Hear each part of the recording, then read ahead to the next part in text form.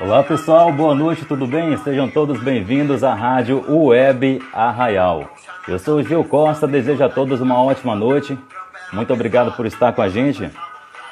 Hoje estamos dando início à nossa segunda temporada de bate-papos aqui na Rádio Web Arraial. Então a todos muito obrigado. E hoje os nossos convidados são dois dos autores desse livro maravilhoso aqui, Asas para Porto Seguro. Tá? Eu digo dois dos autores porque são cinco. O Tarlis Silva, o Galileu Lemos, Gabriel Dias, Rafael Tosati e também o Vinícius Parracho, tá ok?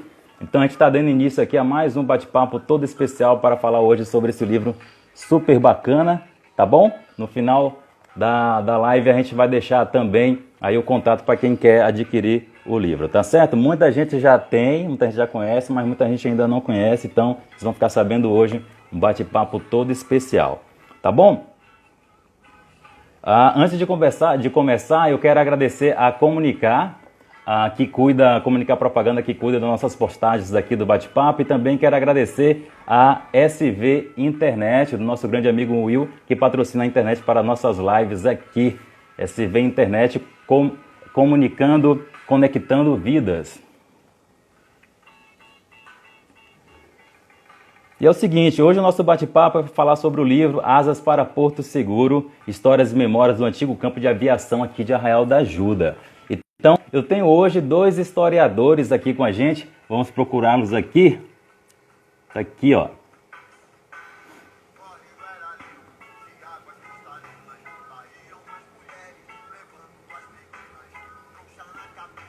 Esse aqui.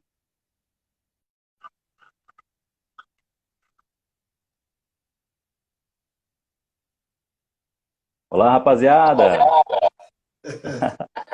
Agora vai. Boa noite, tudo bem? Salve! Boa noite. Boa noite. Beleza? Tudo bem? Sejam bem-vindos mais uma vez aqui.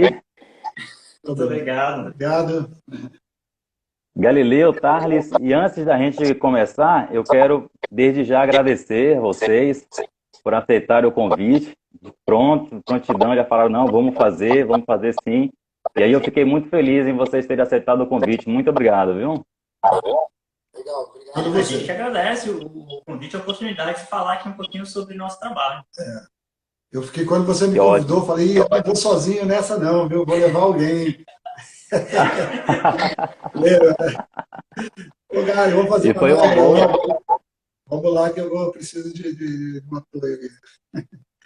E foi uma boa, tá sendo... O Thales foi o que organizou, né, todo o projeto e tal, então acho que era essencial assim, a presença dele aqui para a gente contar um pouco da história desse livro aí, né? Ótimo. Bom, Então, assim, boa noite a todos bem-vindos. Vamos começar o nosso bate-papo. E bate-papo, como eu costumo dizer, não tem roteiro. A coisa vai acontecendo. O pessoal que tiver a fim de fazer perguntas, deixa aqui que a gente vai acompanhando. Eu vou baixar a cabeça um pouquinho aqui, porque daí eu acompanho pelo monitor. Fica mais fácil para eu poder acompanhar, certo? Mas para a gente começar, vocês já deixaram uma deixa. Como que se deu esse processo da pesquisa para essa obra, para esse livro? Então, a história é bem grande, mas eu vou tentar resumir um pouquinho. Eu acho que é interessante a gente começar pelo momento em como nasceu o projeto, né? Que eu acho que essa parte é importante para a gente compreender. E a história do livro, ela começa basicamente num churrasco. E, se não me engano, até essa história até está na introdução, se não me engano, né? Ela começa com um churrasco que aconteceu, inclusive, aqui em casa e numa época em que eu era vegetariano. Pra vocês verem como é que a coisa já começa assim meio diferente, mas começou com um churrasco aqui em casa. E nesse churrasco, a Cíntia Campeche, tá? Um abraço para a Cíntia. Ela estava presente e eu não sei como aconteceu, mas de repente a gente começou a conversar sobre história. Acho que casa de professor de história é assim, né? Tudo termina em história, tudo começa em história. E aí ela começou a falar sobre história, começou a falar sobre um livro que naquela época tinha sido lançado recentemente, que foi um livro que eu, o Francisco e o Iá havíamos acabado de lançar lá em 2016. Ela começou a falar sobre esse livro. E aí surgiu a ideia, né? Ela de repente teve um insight de pensar sobre a história do campo. e ela perguntou se não era possível que a gente escrevesse a história do campo, né? E aí soltou essa ideia, e aí eu fiquei de conversar um pouco mais com ela para poder ver se isso era possível, se não era possível, porque eu não sei se quem está nos acompanhando sabe, mas assim, não dá para fazer história do nada e não é tão simples quanto a gente imagina fazer história. Muito pelo contrário, é algo extremamente difícil de se fazer. A gente tem que avaliar a possibilidade, a gente tem que avaliar a validade de se fazer uma pesquisa ou não antes de tentar embarcar numa dessas aventuras. E ainda mais quando você tem um objeto tão abstrato assim. Né? Exatamente. É um campo. Vamos contar a história de um campo. Como assim, né? E não só assim de um campo, mas assim, um campo que não tem anteriormente uma história escrita, né? Ou seja, então quais são as fontes que a gente vai utilizar para poder trabalhar com isso, né? O que a gente vai poder fazer? E aí eu conversei com ela que iria tentar pensar em um projeto, ia tentar montar um projeto para poder ir avaliando a validade. E aí ela falou, tudo bem, vamos tentar fazer isso. E aí ela falou, olha, eu vou indicar uma pessoa para vir aqui conversar com você, para poder ver se ajuda a trabalhar e tal. E aí um belo dia aparece na minha porta o Vinícius Parrafo. Né? E aí o Vinícius se interessou pelo projeto e quis ajudar também. Eu falei, olha, a gente não tem projeto ainda não, né? Mas vamos ver como é que a gente consegue, né? Tem a vontade. Tem a vontade. Aí ele falou, eu tenho um vontade. amigo também que eu acho que ia participar também. Aí ele chamou o Rafael. Eu falei, vou chamar um amigo também, né? Aí eu falei, aí mandei uma mensagem para o Galileu. Falei, Galileu, e aí, tem uma ideia assim, e aí? Vamos tentar essa ideia aqui. Aí o Galileu prontamente nos ajudou a pensar nessa questão do projeto e depois também o Gabriel acabou se juntando ao grupo. Então a ideia, ela nasceu daí. Só que montar o projeto não foi uma tarefa fácil. Tá? Porque a primeira coisa para a gente poder fazer um trabalho historiográfico, né, que é como que a gente pretendia originalmente, é ter fontes. Né? Você não consegue fazer história se você não tem referência, se você não tem fontes. Então, a primeira coisa que a gente teve que fazer foi isso. E a gente pensou o seguinte, nós não temos fontes escritas, porque não existe uma história do campo. Tá? A gente não conhecia documentação na época, a gente não conhecia nada sobre o campo na época. Né? E aí, a primeira alternativa foi conversar com as pessoas mais velhas e tentar encontrar aqui no Arraial da Ajuda pessoas que estiveram vivas, né, e que presenciaram o momento de inauguração do campo, né, para a gente tentar produzir ali as nossas primeiras fontes. E assim começou o trabalho. A gente foi fazer entrevistas, as entrevistas nos levaram a outros lugares, porque a gente teve que ir para Belmonte em busca de informações. A gente saiu viajando aqui a região inteira em busca de informações a respeito do campo de aviação do Arraial da Ajuda. Então, assim, nós fomos produzindo essas fontes, e aí a gente também foi montando projetos sobre como escrever o livro, como é que estaria dividido o livro, né? Porque desde o primeiro momento a ideia era escrever um livro, né? Então a gente já foi pensando ali num esboço, num projeto de escrita para o livro, e assim foi se encaminhando o projeto. E a gente teve a ideia de que cada um ficaria com uma parte, mas que essas partes se interligariam, mas que poderiam ser lidas separadamente. E você que está com o livro, você percebeu isso, né? Você consegue ler. Isso. Desculpa te interromper, mas o bate-papo é assim. E é isso, para quem já leu o livro, percebe que para quem ainda não conhece, são 5 capítulos, né? E ele tem as ligações, né? Um capítulo para o outro, eles têm as conexões, igual você falou. A gente tem esse cuidado, assim, né? Para as coisas terem um ciclo, assim, né? Começa contando a história de como que foi o projeto todo do livro, depois a questão mesmo de como que a gente organizou essas fontes, né? Essa viagem que a gente fez para vários lugares para tentar reunir isso tudo, né? Selecionar as pessoas, né? Tentar encontrar, porque o campo, né, foi inaugurado em 39, então, assim, a gente encontrou poucas pessoas ainda vivas, né, para poder depor, né, falar sobre isso, né? Depor não é uma palavra que eu não devo usar. História oral, eles aí vão me matar, né? Mas as pessoas contarem, né, como que foi essa experiência, porque a gente, né, óbvio que a gente buscou, né, em várias fontes, né, em vários documentos, reportagens de jornais, etc., né, da época, né, que presenciaram isso, né, mas a gente também queria, né, usando a questão toda da história oral, da memória, né, então buscar das pessoas, né, contarem para a gente, né, o sentimento delas em relação ao projeto todo, né, que foi o Hyde, né, de 39, né? E, ao mesmo tempo, se você lê, por exemplo, só o capítulo do Galileu ou só o capítulo do Vinícius, basta. Você não precisa necessariamente ler, não é uma sequência que esteja condicionada, né? Então, eu acho que isso também é uma coisa que funciona, né? O fato de você poder sair recortando, você não precisa ler necessariamente numa hora. Inclusive, tem uma curiosidade, toda vez que eu vendo o livro ou que eu dou o livro para alguém, a primeira coisa que eu falo é: comece pelo final. Tá? Leia lá o apêndice e depois você escolhe o que você quer ler, que não vai ter prejuízo nenhum. Que maravilha, isso é muito bom. Para eu que sou nativo de Arraial da Ajuda, soa muito comum falar assim o campo, né? Atravessar o campo, no campo. E aí, quando eu passei a ler o livro e conhecer realmente a história toda, e aí me veio assim essa coisa de pertencimento, de identidade. E aí eu pergunto para vocês, o quanto que a afetividade, a memória, né, ela pode fortalecer esses laços de identidade da comunidade? Eu acho que é importante essa pergunta, porque a gente tem essa necessidade, né? E a gente vê a deficiência disso tudo, né? Da questão da memória, né?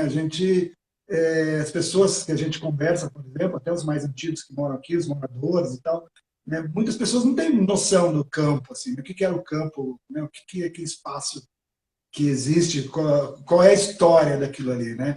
Então, essa coisa de você estar contando, relembrando, buscando, acho que dá uma identidade para o lugar, né? Para o local, e até para a sua própria existência, né? Afinal, Sim. né? Se você sabe de onde você veio, você sabe para onde você vai, né? Então, acho que isso é importante, assim, né? Ter essa identidade. E ao mesmo tempo, essa questão da memória, ela é algo muito complicado, porque é perceptível nesse trabalho a nossa afetividade com relação ao lugar sobre o qual a gente está falando. Então, é perceptível nas nossas palavras esse carinho especial pelo campo, até como você lembrou, eu também tenho memórias de criança, de falar, passar o campo, atravessar o campo e tal. Então, isso para Atravessar o mim campo. tem essa questão afetiva muito grande, e ao mesmo tempo isso é bom porque isso nos aproxima daquilo que a gente está descrevendo, né? Porque facilita, inclusive, o trabalho. Ao mesmo tempo é complicado porque através dessa afetividade a gente pode ou supervalorizar, ou então trazer elementos que atrapalham um pouquinho na narrativa, mas eu acho que a gente conseguiu controlar essa questão da memória muito bem nesse trabalho, né? E a gente tem efetivamente um trabalho de memória, no sentido de que a memória ela é essa reconstrução mágica do passado, né? E ela é mágica porque ela é afetiva, ela é próxima e ela muda com muita facilidade, mas ao mesmo tempo a gente tem essa reconstrução histórica do local, né? Que é essa coisa mais crítica, é essa coisa de entender quais são as forças que estão por trás da inauguração do campo, por exemplo, isso aparece muito bem ali no primeiro capítulo, né? Então eu acho que a gente conseguiu não só trabalhar bem com a memória e trazer essa afetividade, porque todo mundo que lê o livro e que conhece o campo há mais tempo e que tem essa noção do campo, essa noção de apego maior ao campo, consegue se identificar e ao mesmo tempo você consegue ver ali um processo histórico acontecendo, né? Então eu acho que essas duas coisas se mediaram muito bem. E para o pessoal que ainda não leu e para o pessoal que não conhece um pouco da história do campo de aviação, o antigo campo de aviação de Arraial da Ajuda, vocês poderiam introduzir do que se trata o livro para o pessoal de casa compreender melhor? Bora lá. Eu fiz uma cola aqui, né? Fica à vontade. O Galileu é muito disciplinado, mas eu também estou com as minhas aqui. Então, como o Thales já falou, já contou um pouco de como que foi todo o processo assim da gente iniciar as pesquisas, né? E o fato de contar, né, trazer essa importância do campo aí, né? Bom, a gente tem em 1922 a gente teve um raid que se chamou Raid de Lisboa, né? Lisboa, Rio de Janeiro. Né? E a ideia, basicamente, era fazer um percurso que ligasse, né, Portugal até o Brasil, né, fazendo mais ou menos um trajeto que o Pedro Álvares Cabral fez durante a época do descobrimento. Né? Esse raid que veio o Gago Coutinho, né, a Sacadura Cabral, que são duas figuras assim, importantíssimas, né, para a aviação de um modo geral, mundial, né? Eles fizeram uma parada aqui em Porto Seguro. Dia 14 né, de julho. dia 14 de julho, né, que inclusive é feriado municipal. Deveria ser feriado municipal, mas não é. Né? Caiu em desuso, né? Caiu em desuso. Né? Inclusive no livro tem uma ata lá que foi assinada no dia da chegada, que transformava aquele dia num feriado municipal. Bom, ficou esse período aí de 1922 com essa escala, né, que eles fizeram aqui, e depois também a gente tem o RAID, que foi o RAID de 1939. Né? Então aí já tem uma coisa mais sofisticada, digamos assim. Né? A gente tem Assis Chateaubriand, que foi um jornalista importante, né, no início do século XX, e esse cara ele fazia muitas viagens para fora do país de avião e ele adorava a questão toda da aviação. Né? É seguro brasileiro aqui.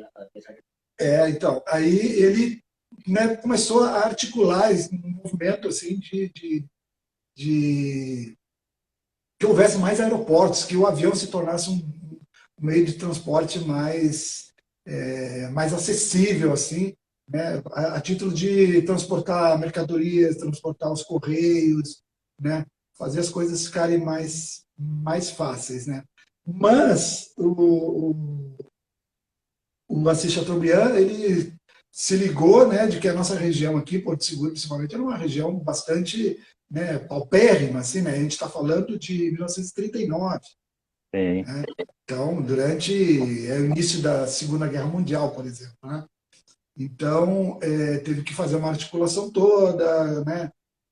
Junto com Getúlio Vargas, inclusive, e tal, para fazer toda uma movimentação acerca de como que a gente vai fazer com que o projeto do RAID, né, Porto Seguro, Lisboa-Porto Seguro, desse certo. Né? Então, houve uma série de investimentos que foram feitos aqui pelo governo, né, para estruturar, porque ia receber muita gente.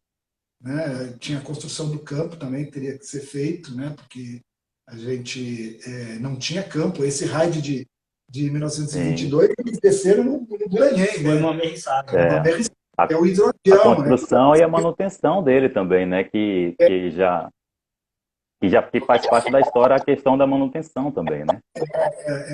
E então foi construído, né, a estrada da balsa, por exemplo, também, que a gente tem aí, que nos leva até a balsa lá, foi construída nessa época também, né, porque não tinha passagem para você vir de Porto Seguro para Real da Ajuda, ou você vinha pela praia ou vinha por aquele caminho de São José, né, caminho do Rio do Meio. Então, mais ou menos assim que se estrutura. Lógico que eu vou dar o spoiler. O pessoal tem que ler.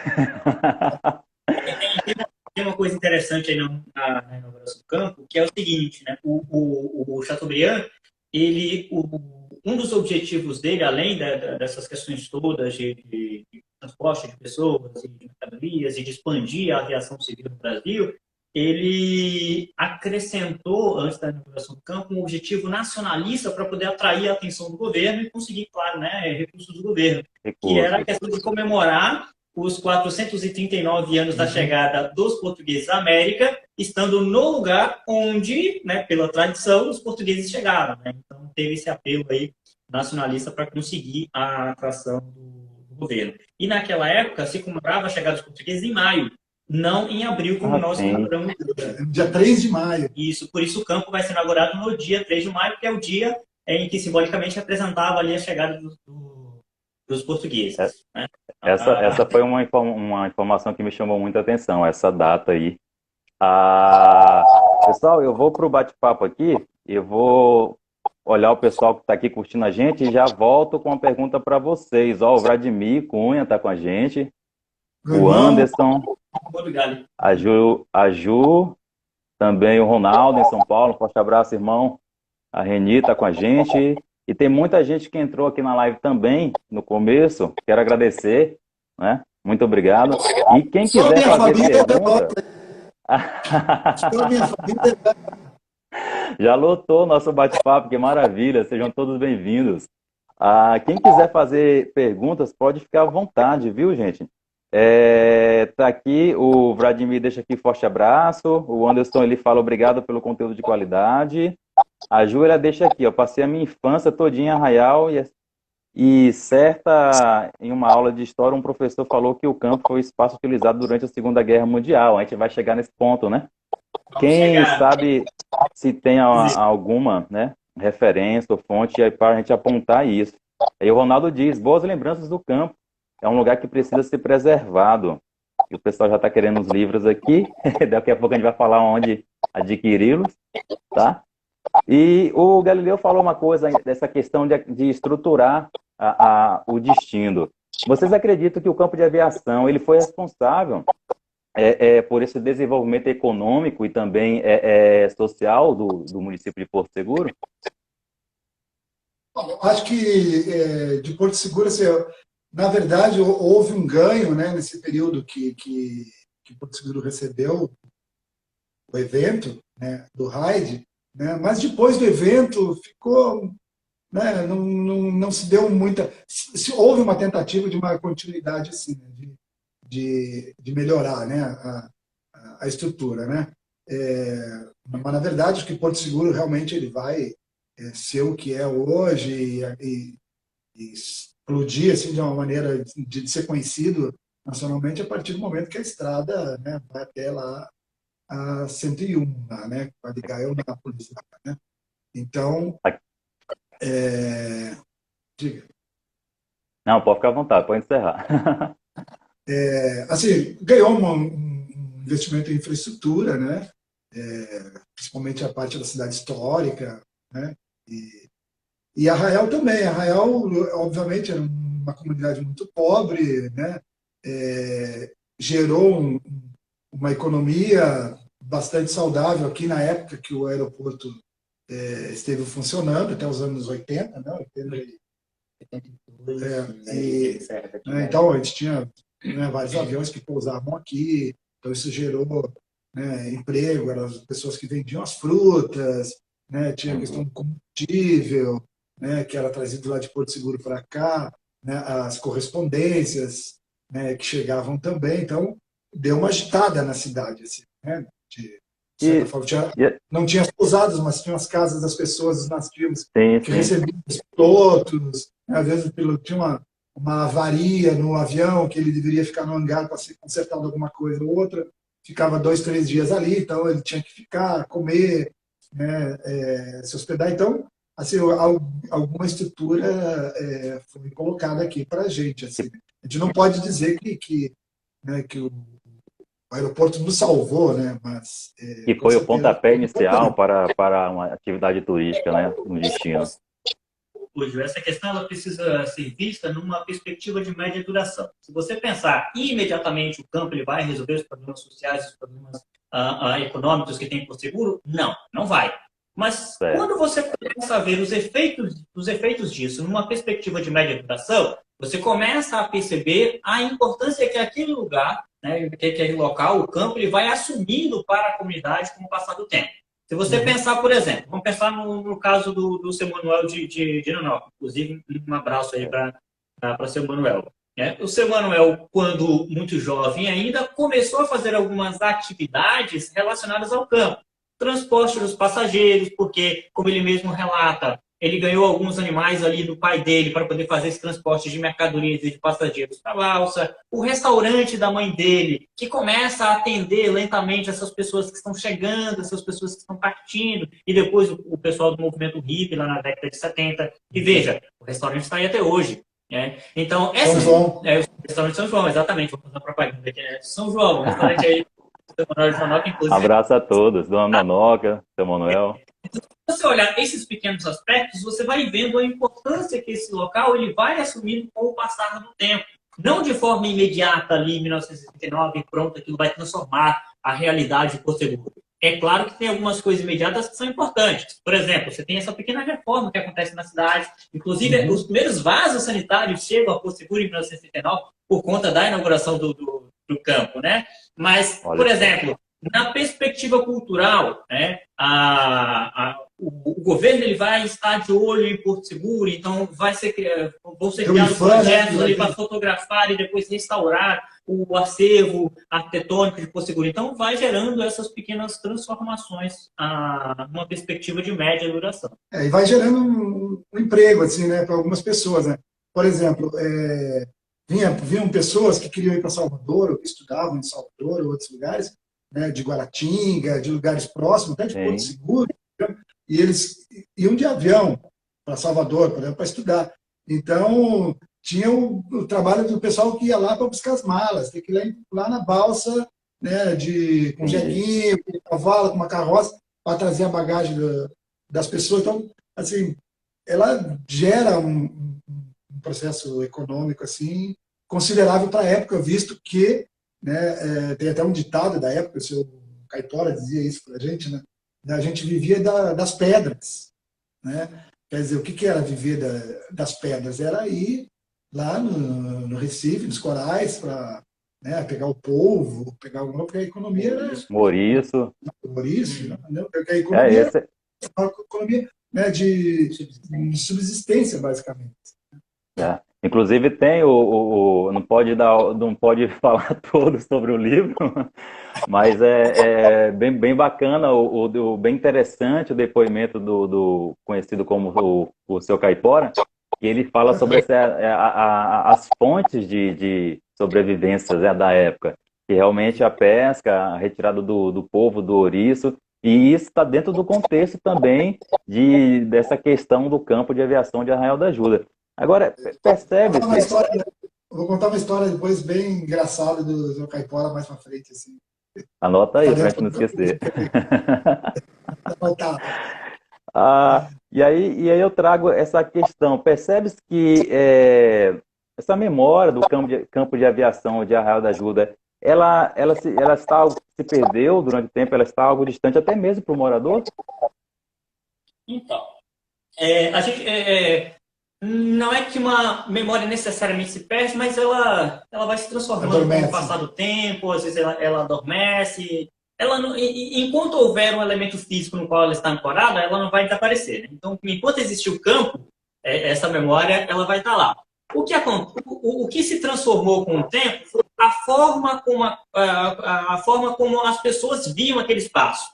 É isso que se modifica. Se você perguntar a qualquer pessoa que viveu no Arraial da Ajuda na década de 70, ela vai ter uma visão, ela vai ter uma noção de apego muito grande com o campo. Né? E mesmo o pessoal que chegou um pouquinho depois, e ali na década de 80, vai ter uma questão de apego muito grande com o campo, porque para aquele momento específico, ele era muito significativo para a comunidade, né? Seja por essa questão da subsistência que ele vai indiretamente modificar, seja por outras questões. Acho que até enquanto ele funcionava. Enquanto ele funcionava. Mas só que para gerações que vieram depois, como a minha geração, a sua geração, a nossa geração, aliás, né? Para a nossa geração já foi um pouco diferente, porque nós pegamos um momento da história do Arraial em que o campo já estava desativado, né? Ele já não tinha mais aquela importância, seja grande ou pequena, para a economia local, porque a gente já nasceu no boom do turismo, né? Então a gente já cresceu nessa perspectiva de que o turismo era a grande fonte econômica do lugar. Então, nesse cenário, o que acontece com o campo?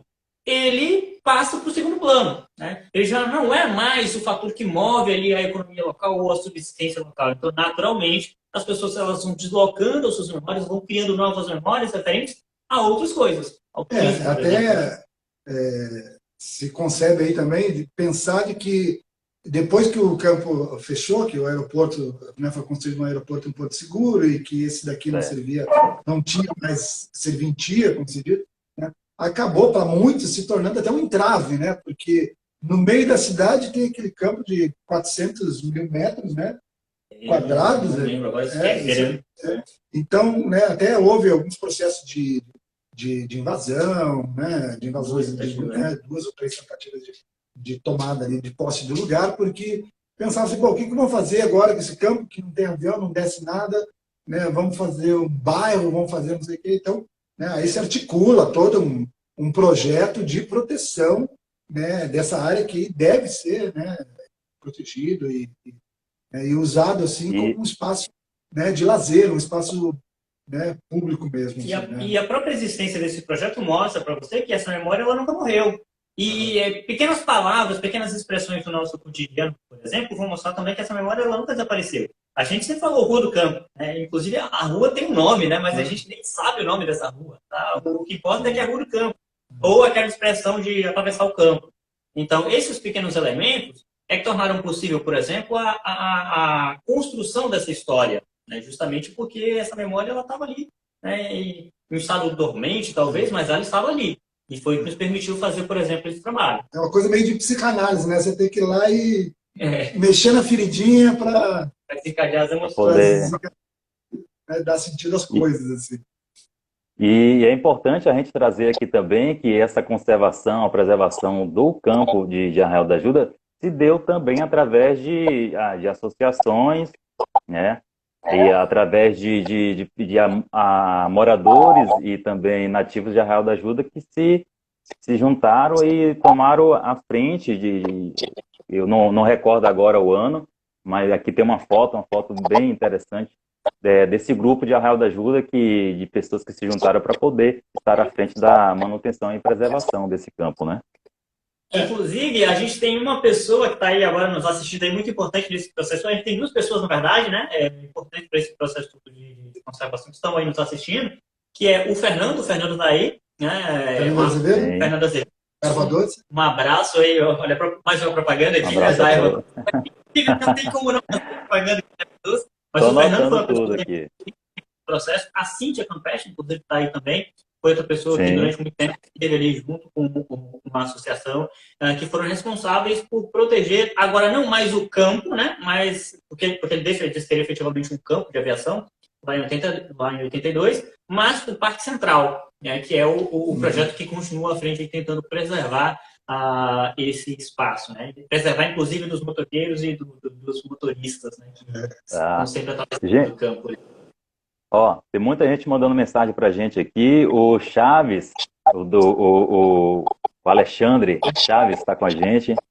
A Karina também. Sempre bom ouvir o Tarles contando as histórias de Porto Seguro e região. E mais cedo teve um comentário aqui relacionando a questão do campo de aviação de Arraial da Ajuda com a Segunda Guerra Mundial. E aí, o livro traz um trecho que, aí eu pergunto para vocês, nasce como um mito essa memória de que o campo de aviação teve uma relação muito próxima com a questão da Segunda Guerra, aqui em Arraial da Ajuda? Então, essa história é muito curiosa, porque eu lembro desde criança, eu acho que você deve lembrar também desde criança, e que a gente aprendia o seguinte, a gente aprendia que o campo havia sido construído para a Segunda Guerra Mundial. Não sei se você lembra dessa história, mas eu lembro muito disso de criança e eu cresci acreditando nisso. Eu, quando cheguei aqui, eu ouvi essa história. Que o campo tinha sido construído para a guerra. Inclusive, quando a gente começou o projeto, a gente tinha essa noção de que o campo ele tinha sido construído ali por conta dos eventos que já estavam ali se configurando, que seria depois da Segunda Guerra Mundial. Inclusive, porque ele é inaugurado em 39, né? 39 é o ano que a guerra começa, então isso era muito significativo. Quando a gente começou a estudar, no entanto, a gente compreendeu que a gente chegou à conclusão de que não. Tá? O campo ele não foi construído para a guerra, ele foi construído por conta do RAID de 39, por conta da comemoração dos 439 anos, e que ele não teve participação nas estratégias de guerra desenvolvidas aqui na defesa da costa brasileira. Isso é fato, tá? O campo ele não esteve inserido nessas estratégias de defesa aqui da costa do Nordeste, porém, como todo campo de aviação, era um lugar potencialmente estratégico por conta dessas questões de comunicação que precisavam ser protegidos. Tá? E, além disso, em 43, aconteceu um episódio aqui muito, muito interessante pouco mencionado na história nacional, de forma geral, que foi o ataque ao navio Afonso Pena, tá? Um navio cargueiro da empresa naval brasileira. Ele foi atacado aqui no largo da costa de Porto Seguro e alguns sobreviventes vieram parar nas praias de Porto Seguro. Tá? E aí vai começar, inclusive, um medo aqui entre as pessoas aqui da presença de submarinos. Esse medo é totalmente compreensível, porque de fato havia submarinos aqui navegando próximos à costa, pelo menos um submarino, a gente tem notícias de que foi o Barbarigo, um submarino italiano. E aí o que acontece? Para defender a costa de Porto Seguro da região, foram enviados destacamentos militares para algumas cidades. Então, Porto Seguro vai receber alguns contingentes, vai receber tropas de cavalaria e de artilharia de dorso, Belmonte recebeu, Caravelas recebeu, Prado recebeu, alguns outros lugares também receberam soldados aí para poder guarnecer essa região. O caso mais interessante, inclusive, ou mais significativo, é o de Caravelas, que além disso teve um aeródromo controlado pela Marinha Americana. Então, além da presença de soldados brasileiros, tinham também americanos lá em Caravelas. E aí, o contato aqui em Arraial da Ajuda com esses soldados foi muito grande. Há quem diga, por exemplo, que até hoje eles têm descendentes aí aqui no Arraial da Ajuda, dizem as más línguas, né?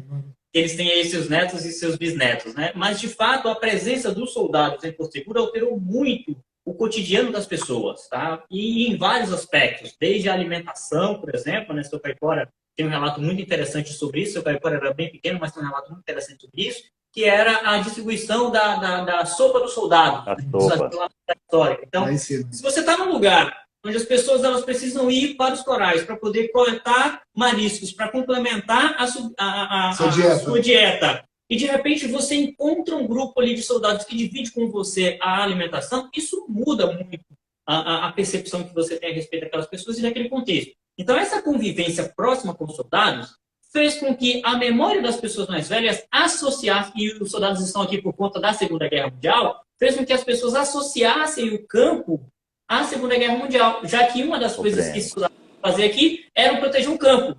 Inclusive, tem várias histórias de pequenos conflitos aí desses soldados no campo e o guarda-campo, por exemplo, e as pessoas locais. É o caso que aparece, por exemplo, em um dos capítulos de um soldado que deixava os cavalos soltos aqui no campo, isso dava problemas, e aí o guarda-campo brigava com os soldados. E o guarda-campo era tido como uma autoridade local também, né? Além de fazer todo o trabalho de manutenção, preservação e... O guarda-campo como autoridade pública efetiva do Arraial da Ajuda. Porque você está falando de um lugar que nem policial tem em 1939. Sim. Entende? Então, qual é a figura pública?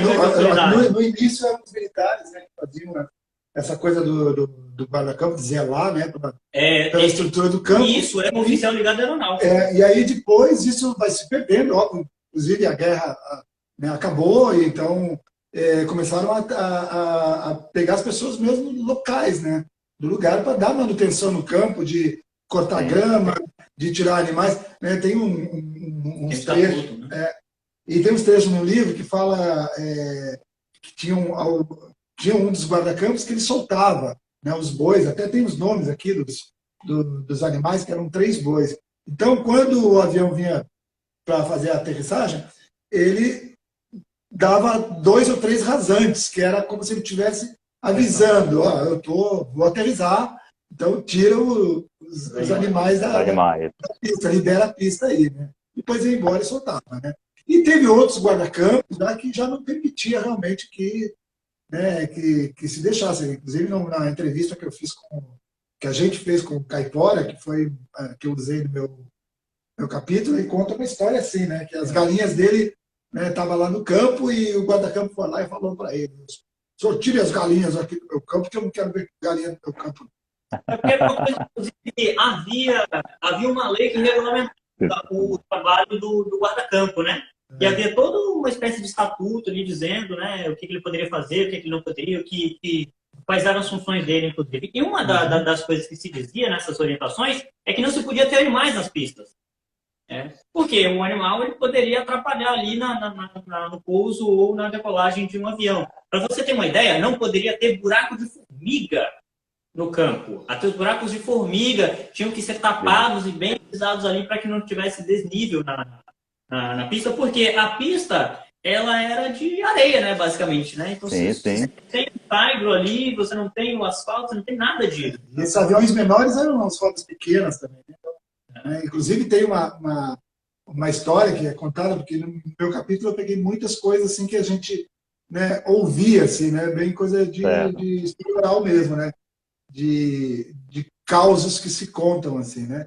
E aí tem o caso, né, que eu transformei num conto, né, de que o ajudante que tinha ceifadeira, que cortava grama. né, para parar a grama. Então ficava aquele monte de grama, vinha um ajudante atirando, né, juntando a grama no carrinho de mão, na carriola, e depositava em outro lugar para liberar a pista.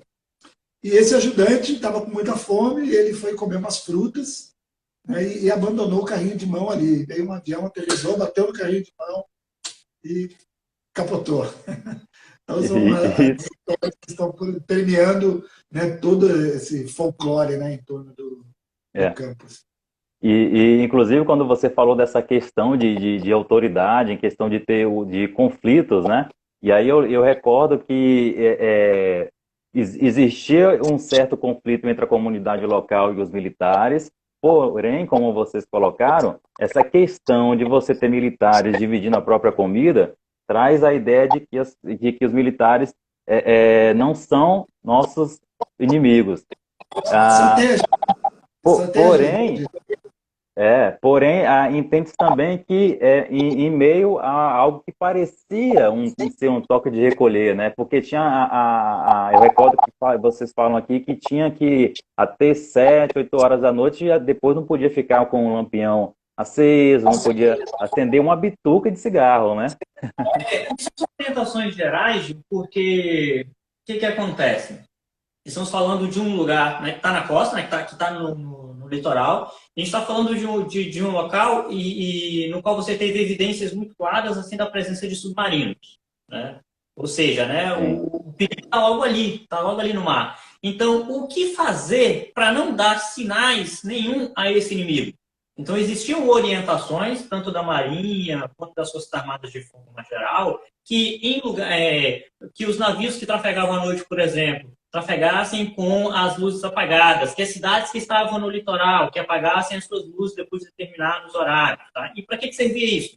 Porque o que poderia servir de referência da costa para um submarino eram as luzes, né? Ou um possível navio de superfície. Então, se você não tem esse sinal, você dificulta a vida do seu inimigo. Por isso, onde os militares estavam, haviam essas determinações de se apagar as luzes, de não se trafegar nas ruas durante determinado horário, porque havia, por exemplo, o medo da chamada quinta coluna, que era uma expressão que se utilizava para se referir a pessoas que poderiam sabotar ou que poderiam colaborar com o inimigo de forma geral. Então, teoricamente, não havia motivos para você estar fora de casa depois das 8 da noite. Então, se você fosse pego depois das 8 horas da noite na rua, sendo que você foi avisado que não poderia estar, você era um suspeito em potencial. Então, havia todo esse cuidado, né, para diminuir o máximo possível a ação de sabotadores e também as referências concedidas ao submarino. Por isso, essa questão do manter as luzes apagadas. Lamparinas, né, porque não tinha lâmpada elétrica. E nesse contexto, assim, nesse contexto assim, meio que paranoico, né, a gente foi atrás, né, em Belmonte, fomos atrás de algumas evidências a respeito de uma provável espiã, né, que residia lá, que era a Bia Reuter, né? Então a gente não encontrou assim coisas que dessem sustentação assim para a gente até acrescentar no livro essa história, assim, né? Mas lá em Belmonte, quando a gente entrevistou, falaram um pouco sobre isso aí, né? Nossa, falaram um monte. Porque assim, uma das coisas mais tocantes da guerra aqui no Brasil, né? E a Segunda Guerra Mundial é um tema totalmente, no Brasil, é um tema totalmente desconhecido, né? Nós, brasileiros, não sabemos sobre a nossa Segunda Guerra Mundial. E por isso mesmo ela desperta muita curiosidade. E uma das coisas mais, assim, dramáticas da Segunda Guerra Mundial no Brasil foi a perseguição aos estrangeiros. Né? Nós tivemos muitos estrangeiros perseguidos, principalmente alemães, italianos e também japoneses, mas outras nacionalidades, como espanhóis e portugueses, também foram perseguidos aí nesse contexto da Segunda Guerra Mundial. Para você ter uma ideia, em Cabralha, 7 agricultores italianos foram presos. E a gente não sabe o que aconteceu com essas pessoas, porque a gente só encontra o relato da prisão, que saiu nos jornais, mas a gente não sabe o que aconteceu com eles depois. Aqui em Porto Seguro nós temos o caso de um português, bisavô do Vinícius, inclusive, do Vinícius Parracho, que chegou a ser detido por uma noite, porque acusaram ele de estar vendendo combustível para o submarino. Da Bia Reuter também se falava isso, né? Que ela levava alimentos para os submarinos. Para a tripulação. Botava no barquinho e entrava no mar. E tem várias histórias sobre ela. Tem histórias, por exemplo, de que ela foi presa por um dirigível que desceu no centro de Belmonte, que levou ela presa e pronto. Não temos evidências de nada disso, né? Tem histórias, por exemplo, de que ela se comunicava com a tripulação de submarinos por um rádio amador. Mais uma vez, a gente não tem nenhuma evidência sobre isso, né? Muito pelo contrário, a Abiá, ela era uma agricultura muito respeitada nos meios políticos regionais e também nacionais, porque eu encontrei uma vez uma ata do Congresso Nacional fazendo um elogio a ela em 1977, né? Então, acho que doação de terra também, alguma coisa assim. Tem um levantamento de terra sobre ela, depois tem também a questão... Ela era produtora de cacau, né? De cacau, e depois tem a questão também da venda de parte das terras dela, porque daí já na década de 80, um contexto de decadência já do cacau. Né? Então, muito pelo contrário, ela provavelmente não era espiã, e ela era uma pessoa assim, muito bem vista em termos econômicos e também nos meios políticos regionais. Né? E da comunidade também. E da comunidade também, né? Essa semana, inclusive, só umas coisas são curiosas, né? Essa semana eu acordei cedo, como todo professor, né? Acordo ali muito cedo para poder dar aula. 6h30 da manhã eu recebi um e-mail. Quando eu abri esse e-mail, era de uma pessoa que havia lido um texto meu no qual eu citava a Abiá. E essa pessoa que leu o texto falou que a tia dela, ou era a mãe dela, conheceu a Abiá e conviveu com a Abiá muito tempo antes de tudo, né? Então, a Abiá é um nome assim, muito que percorre a região e que até hoje causa assim, muita admiração e muita desconfiança até hoje. É um personagem, sem dúvida, muito interessante, mas pouco conhecido, porque a gente não tem muitos dados sobre ela, né? Não tem muitos dados. E aí a gente pode entrar numa questão, porque o título traz assim, histórias e memórias. Histórias e memórias, elas se relacionam, né? Porém, elas se definem de formas distintas, né? Sim. Como que vocês podem apresentar isso? Então, aí o que acontece, né? E aí eu vou trazer uma definição aqui de memória de um historiador francês, tá? Chamado Pierre Nora, que lidava muito com essa questão de patrimônio e de memória. E tem uma definição que eu acho muito interessante dele, que ele toma a memória como essa reconstrução mágica do passado.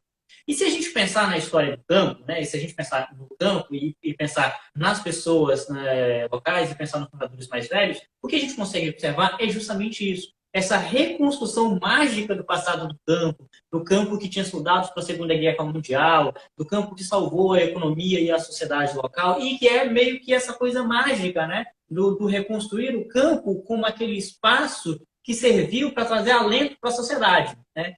Mas se a gente pensa em termos historiográficos, a história é uma, não vou dizer inimiga, mas assim, a história tem uma certa rixa com a memória, porque enquanto a memória é essa construção mágica, a história faz aquele papel do chato, né? Do que vai dizer, não foi bem assim, olha, veja bem, estava acontecendo isso, foi por causa disso. A história é essa reconstrução crítica do passado.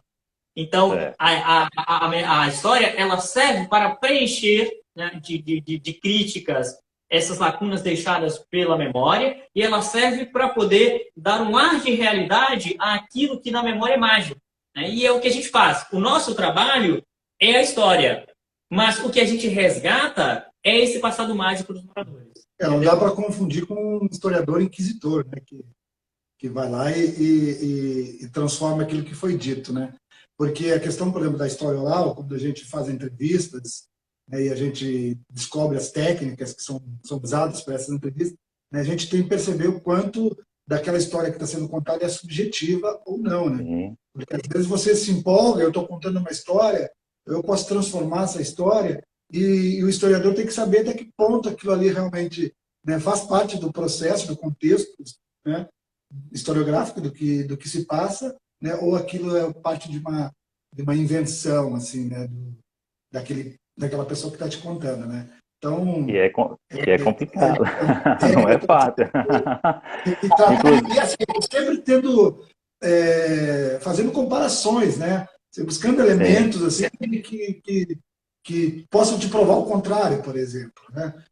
Não usar apenas uma fonte, você buscar outras alternativas, né? Não ficar só naquela coisa, senão fica muito muito fácil, né? E pode não ser verídico, você pode ser contestado a qualquer momento, né? Então, tem que ser uma coisa com bastante segurança, assim.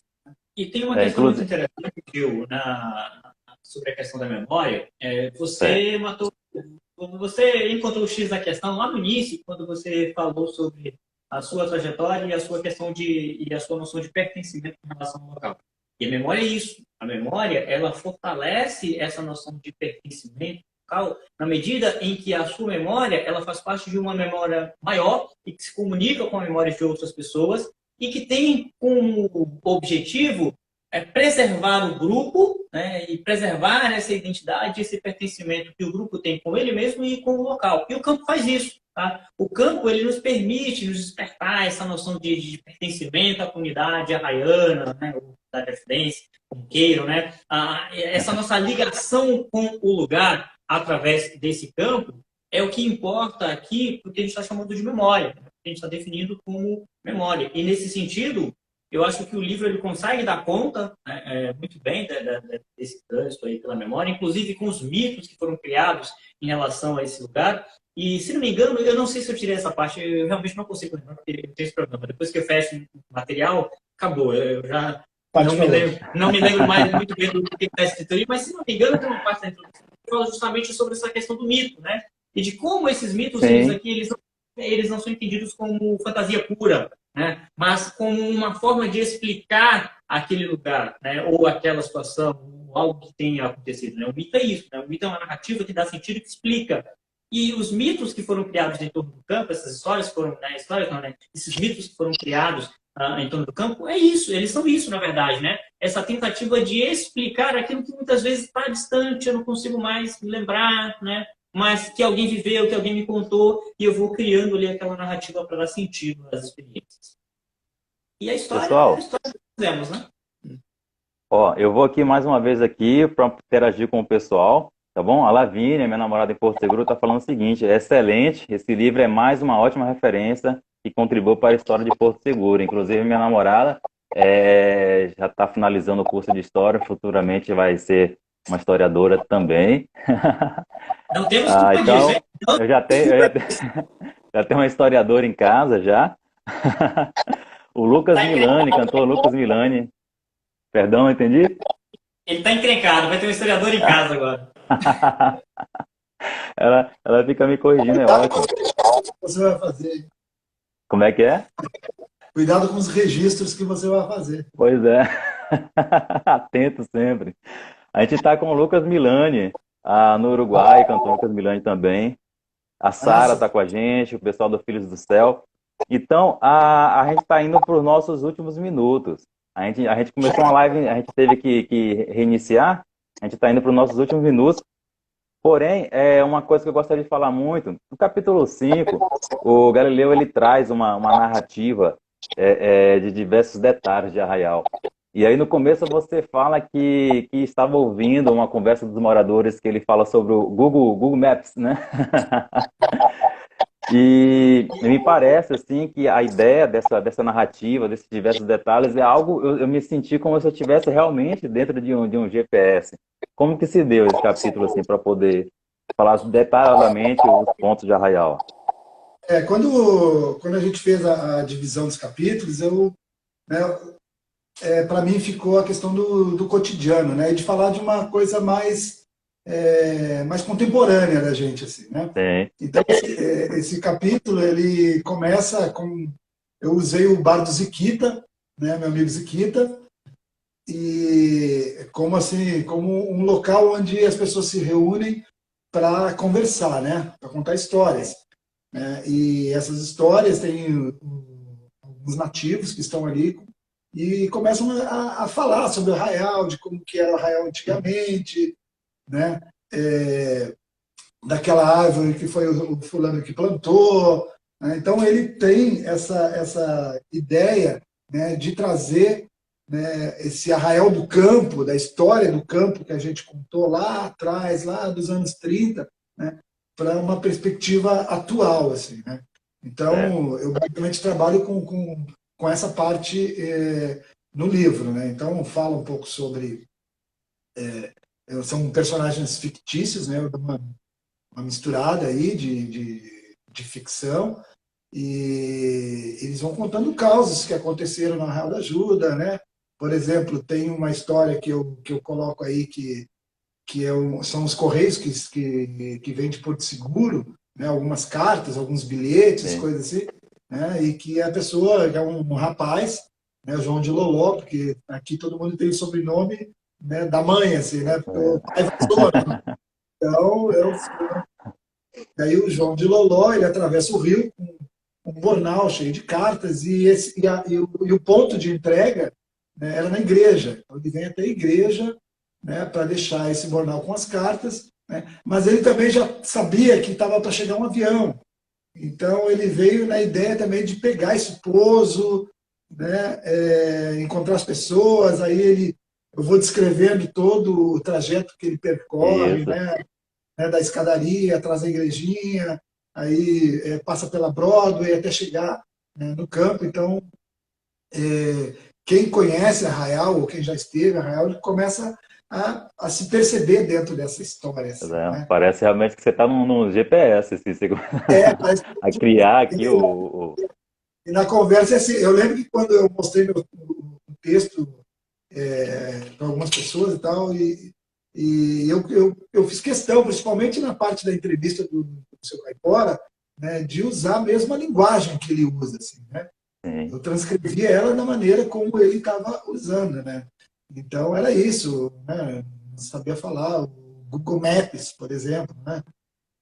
Então, eu busquei assim, construir essa escrita, né, com as palavras deles mesmo. Né? Então, às vezes até tenho um pouco de dificuldade de entender o que ele está falando, assim, né? Porque eu adaptei a linguagem dele ali para o contexto. Né?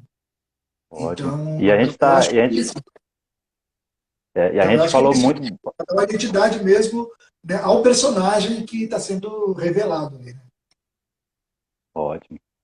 A gente conversou bastante, falou sobre o Caipora, porém teve outras participações. Eu vi que tem alguns trechos sobre o seu Hermes também, não é?